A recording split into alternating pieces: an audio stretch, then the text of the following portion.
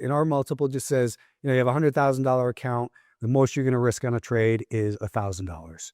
Now, for people at home, this doesn't mean that means you're going to buy $1,000 worth of stock. That's not your risk. Your theoretical risk of $1,000. So if you buy the stock at 10 and you buy 1,000 shares and your stop is $1 away, that's your risk unit. You're letting it, $8.99 is your stop. If it breaks below that, you're out. So you buy 1,000 shares.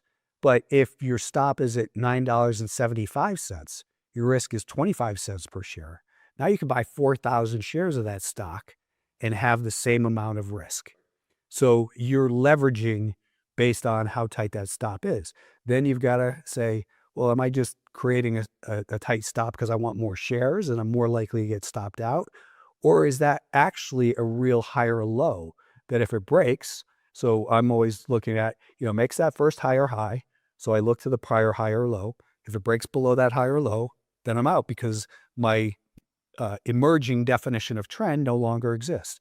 I had a higher high, but I broke the higher low, so trend is over, got to get out.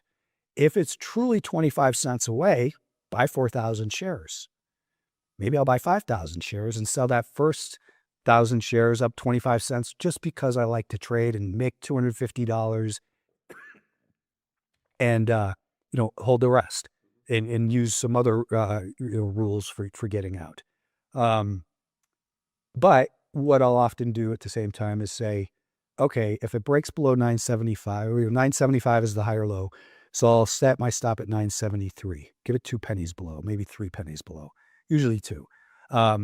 But that seems tight and the market's a little squirrely right now. So if the market conditions say, yeah, don't do that.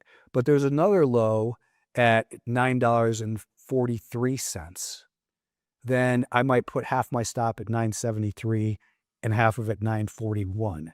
Say, okay, if it just comes down and wicks me out, then I'm, fine. I've still got half my position. And maybe if it recovers, I'll think from a failed move comes a fast move, I'll get back in, pay a little bit higher price even. And that reminds me of a rule that I want to kind of remind people of here too, is when I say a stop, I never set my stop before the market opens. That's not a real thing for me. So if my stop is 973 and the stock opens at 968, if I have my stop in, well, I'm out at 968.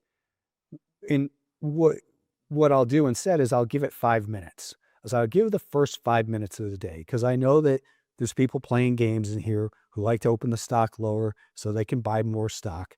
So if the first 5 minutes it drops down to 958 and then it starts to recover, as soon as minute 6 begins, I put my stop at 956. If it breaks back below that, well, then it's not recovering today. And then if it continues to rally, then hopefully I can salvage the trade. And that's happened so many times where I've had stocks where I should have been stopped out technically if you consider